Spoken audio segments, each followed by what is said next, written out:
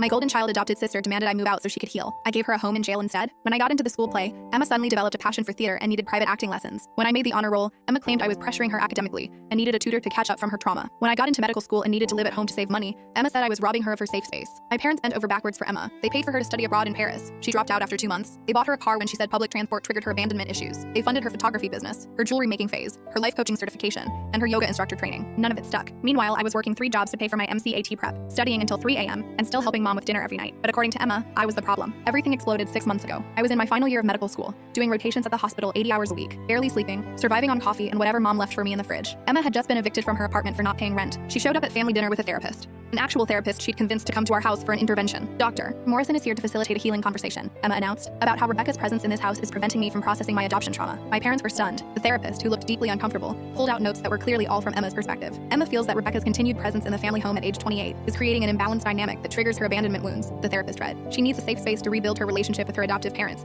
without the biological child's overshadowing presence. I'm here because medical school is expensive, I said slowly. I pay rent. I buy groceries. I'm barely here except to sleep. That's exactly the problem, Emma cried. You're the perfect daughter even when you're absent.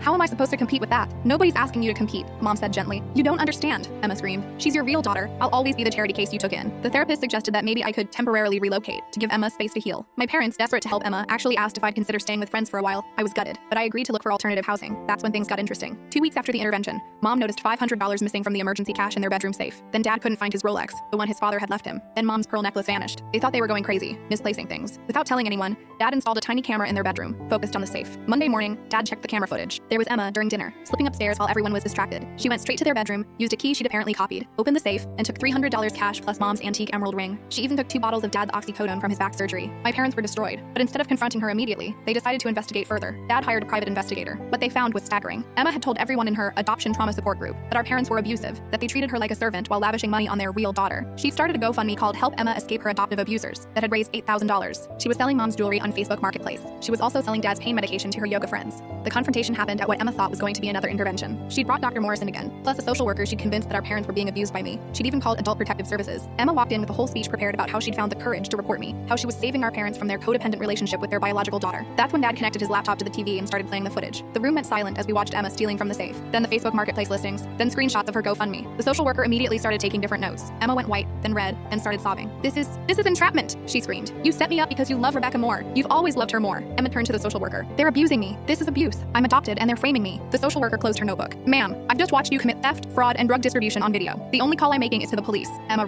literally ran out of the house. But the police were already on their way. Dad had called them before the meeting. She was arrested at her friend's apartment, trying to flush the rest of Dad's pills. They charged her with theft, fraud, possession with intent to distribute, and filing false reports.